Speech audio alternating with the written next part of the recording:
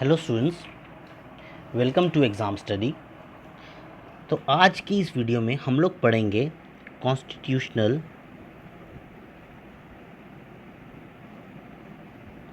Bodies के बारे में, यानी कि ऐसी बॉडीज़, ऐसे ऑर्गेनाइजेशन जिनका जो मेंशन है वो हमारे कॉन्स्टिट्यूशन में, संविधान में दिया हुआ है।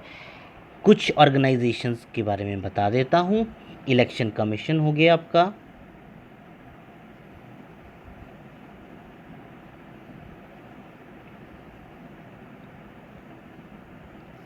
फाइनेंस कमीशन है,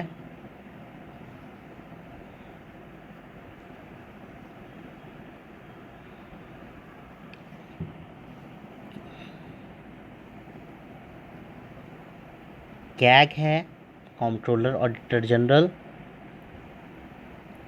अटॉर्नी जनरल है, लॉ ऑफिसर, एडवोकेट जनरल है, स्टेट के लॉ ऑफिसर। तो ये सारे के सारे कुछ एग्जांपल्स हैं जो कॉन्स्टिट्यूशनल बॉडीज़ में आते हैं। तो आज की हम इस वीडियो में पढ़ेंगे इलेक्शन कमीशन के बारे में। इलेक्शन कमीशन के बारे में हम लोग क्या क्या पढ़ेंगे कि इलेक्शन कमीशन है क्या, बेसिकली कौन इसके अपॉइंटमेंट करता है, और हमारे जो कॉन्स्टिट्यूशन में ये किस आर्टिकल में मेंशन है। देखिए, जब कॉन्स्टिट्यूशन बॉडीज़ हैं तो इसका मतलब कि इसका मेंशन कॉन्स्टिट्यूशन में होगा, तो कॉन्स्टिट्यूशन के कौन से आर्टिकल में ये मेंशन है ये हम लोग पढ़ेंगे। तो अगर हम बात करें कि इलेक्शन कमीशन है क्या, तो it is a permanent body. Permanent body in the sense it is not subject to dissolution, मतलब इसको आप डिसॉल्व नहीं कर सकते, लेकिन हाँ एक टाइम पीरियड के बाद जो चीफ इलेक्शन कमिश्नर हैं उनको चेंज कर सकते हैं, उनकी जगह पे कोई और अपॉइंट कर सकते हैं। अपॉइंट कौन करता है चीफ इलेक्शन कमीशन को? तो appointed by president of India. President of India इनको अपॉइंट करते हैं। और ये आर्टिकल 324 हमारे कॉन्स्टिट्यूशन में एक आर्टिकल है 324, 324, उसके अंदर जो है इलेक्शन कमीशन का मेंशन है। आर्टिकल नंबर 324, इसके अंदर आपको इलेक्शन कमीशन का मेंशन मिलेगा। तो सबसे पहले इलेक्शन कमीशन जो है वो एक सिंगल मेंबर बॉडी के तौर पे 1950 में बनाया गया था। तो पहले जो इलेक्शन कमिश्नर रहे थे वो थे doctor Sukumar Sen.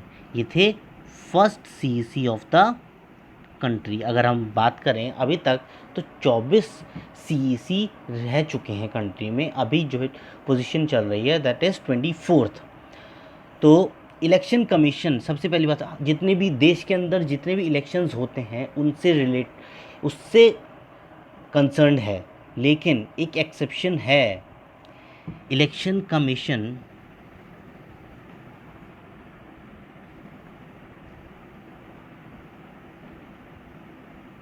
Is not concern. Students, आपसे एक चीज़ है कि आप उस पर ज़्यादा ध्यान दीजिए कि मैं बोल क्या रहा हूँ कि कभी कभार बीच बीच में स्टाइलस से कुछ शब्द जो हैं बोर्ड पे नहीं आ रहे हैं। तो election commission is not concern with the elections of panchayat and municipality और पंचायत के जो इलेक्शंस होते हैं उनसे इलेक्शन कमीशन का कोई संबंध नहीं है। क्यों नहीं है? इस असर्शन रीजनिंग का क्वेश्चन आ सकता है, क्योंकि पंचायत और म्यूनसिपैलिटीज़ जो कॉन्स्टिट्यूशनल स्टेटस मिला है इनको 9वें और 9th और 73rd और 74th कॉन्स्टिट्यूशनल अमेंडमेंट से मिला है। तो ये इनका शेड्यूल भी अलग है, 11वें और 12वें शेड्यूल में ये आती हैं। तो इस चीज़ को 1950 में क्योंकि ये मेंशन नहीं थी, आप इसका रीज़न ये लगा सकते हैं। दूसरा, इनका अपॉइंटमेंट जो है वो प्रेसिडेंट करेगा, लेकिन president appointments are done for 6 year term, या तो 6 साल के लिए होगा, और 65 years of age whichever is earlier, जो भी जल्दी आएगा वो चीज़ जो है लागू की जाएगी। तो आप ये ध्यान रख लीजिए कि या तो 6 साल के लिए या फिर 65 साल की एज तक में जो भी पहले आ जाएगा वो चीज़ जो है लागू रहेगी। कंडीशंस वगैरह जो हैं ये सारी इनकी काम करने की, इनका टेन्योर ऑफ ऑफिस, जी इलेक्शन कमीशन को रिमूव करने की जो पावर है वो सारी की सारी प्रेसिडेंट के पास में होती है। पहले जो 1950 में जब इलेक्शन कमीशन जो है इस्टेब्लिश किया गया था तो it was a single body commission. During its inception, यानी जब स्टार्ट हुआ था, during its inception it was a single body commission. Single body commission था तो ये तीन मेंबर्स का कैसे बन गया, क्योंकि जो एक अमेंडमेंट हुआ था जिसमें कि जो एज थी, वोटिंग एज थी, that was reduced, voting age was reduced to 18 years. अब 18 ईयर्स के लिए अगर 3 साल का जो एज था 3 साल रिड्यूस कर दिया गया तो इसके बाद में फिर 2 इलेक्शन कमिश्नर्स को और अपॉइंट करना पड़ा। तो ये कुछ स्ट्रक्चर कुछ इस तरीके का हो गया। फिर ये हैं आपके चीफ इलेक्शन कमिश्नर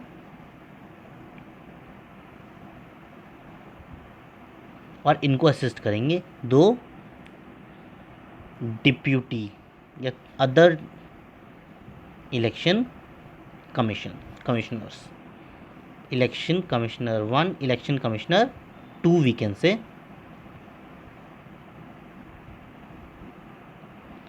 तो ये स्ट्रक्चर हो गया इलेक्शन कमीशन का।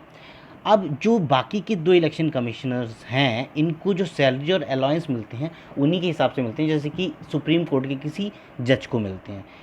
टेन्योर का मैंने बता ही दिया कि 6 साल या फिर 65 years of age. However if any difference of opinion on any matter between chief election commissioner and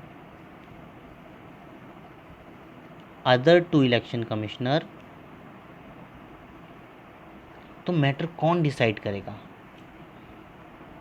matter decide करेगा commission on the basis of majority. The matter would be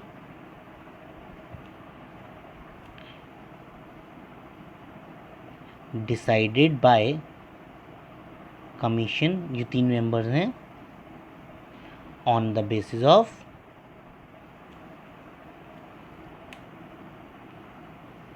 majority. ठीक है, मेजॉरिटी के base पे जो है mention किया जाएगा।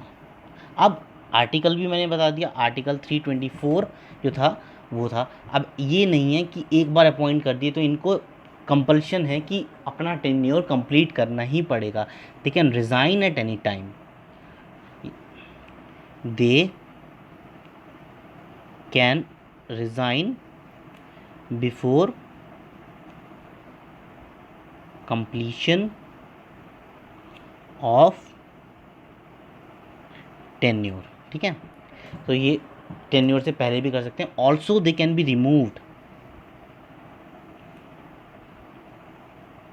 इनको रिमूव करने की जो पावर होती है वो होती है they can be removed by president of India. लेकिन प्रेसिडेंट ऑफ इंडिया अपने आप से नहीं निकालेंगे, हटा सकते हैं इनको on the basis of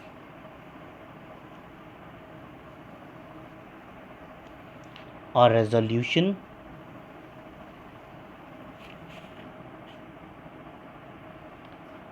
passed by both houses. तो ये आप देख लीजिए कि प्रेसिडेंट अपॉइंट तो करेंगे, लेकिन he does not hold office till the pleasure of president. ये आप याद रखिएगा। इलेक्शन कमिश्नर कैसे हटाए जाएंगे? By the on the basis of resolution by both the houses, और he does not enjoy its office till the pleasure of president. ठीक है। और जो बाकी दो इलेक्शन कमिश्नर हैं उन्हें तब तक नहीं हटाया जा सकता जब तक चीफ इलेक्शन कमिश्नर जो है कुछ रिकमेंडेशन ना दे दे। चीफ इलेक्शन कमिश्नर की रिकमेंडेशन के बिना तो उन्हें हटाया ही नहीं जा सकता। There is no provision of the removing the election commissioners. Chief election commissioner को भी हटाया जा सकता है on the basis of resolution. तो कॉन्स्टिट्यूशन जो है उसने प्रिस्क्राइब नहीं किया है इलेक्शन कमिश्नर्स को, क्योंकि उस टाइम पे वो सिंगल बॉडी कमीशन था। दूसरा, कॉन्स्टिट्यूशन ने उनकी टर्म जो है, ये जो मैंने 6 साल और 6 years और 65 years, okay, this was the age limit या tenure of CEC, not election commissioner. Election commissioner के लिए कोई भी टाइम टेन्योर जो है प्रेस्क्राइब नहीं किया गया है, और कॉन्स्टिट्यूशन डिबार्ड नहीं कर सकता जो रिटायरिंग इलेक्शन कमिश्नर है, not chief election commissioner. Retiring election commissioner जो हैं कि वो आगे गवर्नमेंट के अंदर में कोई अपॉइंटमेंट नहीं ले पाएंगे। तो ये अब ये भी ध्यान रखिएगा। अब हम बात कर लेते हैं कि इनकी पावर्स क्या क्या होती हैं। इनकी पावर्स में आता है to determine territorial areas of the constituencies, जो भी चेंजेस होंगे on the basis of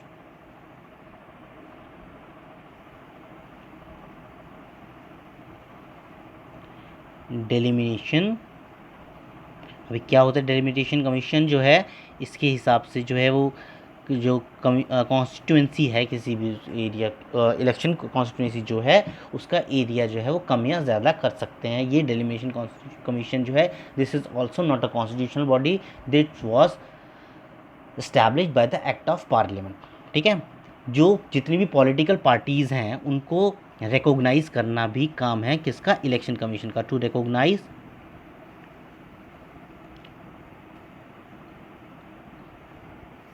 political parties. ठीक है। तीसरा है to notify date and schedule. अब इलेक्शंस चाहे किसी स्टेट में हों, लेकिन उनके शेड्यूल और डेट जो हैं चीफ इलेक्शन कमिश्नर ही डिसाइड करेंगे। जो इलेक्शन कमीशन दिल्ली में है उस वही डिसाइड करेंगे to identify dates and schedule of the elections. Okay. Fourth one is to advise president को एडवाइस करना है on disqualification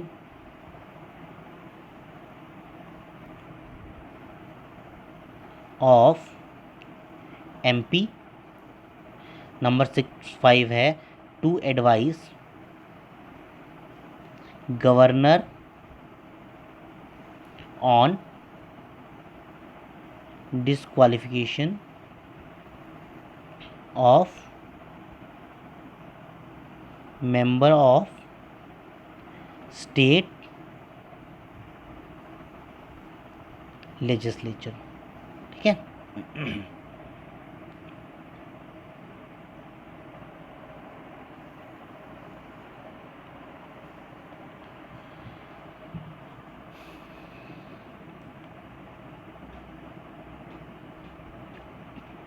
to advise president whether elections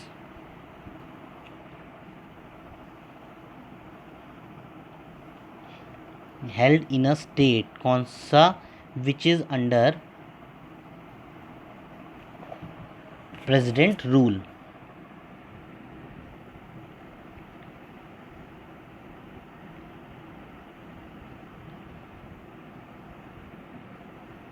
ठीक है। जितना भी प्रेसिडेंट रूल के अंडर में जो भी स्टेट है वहाँ पर प्रेसिडेंट को एडवाइस करना है कि इलेक्शन वहाँ पर कराए जा सकते हैं या नहीं।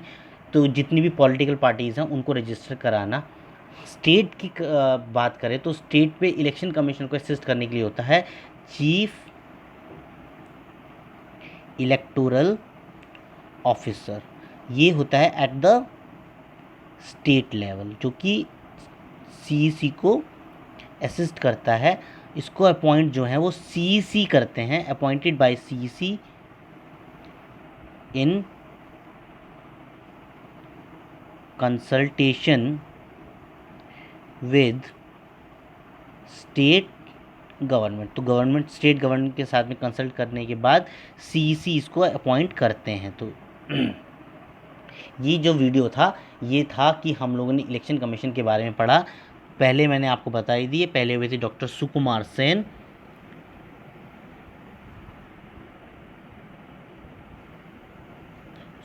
सेन,